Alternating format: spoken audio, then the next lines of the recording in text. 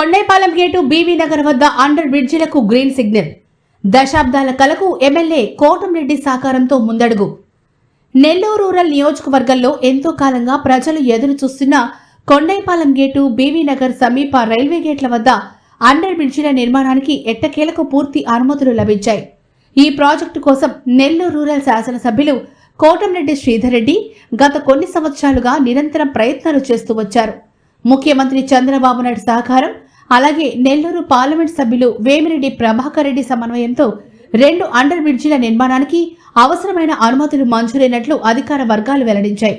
మరో నెల రోజుల్లో టెండర్ ప్రక్రియ ప్రారంభించే అవకాశం ఉందని సమాచారం. ఈ 2 రైల్వే గేట్ల వద్ద నిత్యం భారీ ట్రాఫిక్ సమస్య నెలకొనడంతో ప్రజలు తీవ్ర ఇబ్బందులు పడుతున్నారు. ముఖ్యంగా స్కూల్ మరియు కాలేజీలకు వెళ్లే విద్యార్థులు, పరీక్షలకు హాజరయ్యే విద్యార్థులు తరచూ ఆలస్యానికి గురవుతున్న పరిస్థితి ఉంది. అత్యవసర సేవలకు కూడా రాకపోకల్లో ఆటంకాలు ఎదురవుతున్నాయి. ఇప్పటి వరకు ఈ పనులు కేంద్ర మరియు రాష్ట్ర ప్రభుత్వాల సమన్వయంతో చేపట్టాల్సిన ప్రాజెక్టు కావడంతో ఆలస్యం జరిగినప్పటికీ తాజాగా అన్ని అనుమతులు రావడంతో నిర్మాణ పనులకు మార్గం సుగమమైంది. త్వరలోనే టెండర్లు పిలిచి పనులు ప్రారంభించే అవకాశాలున్నట్లు అధికారులు తెలిపారు.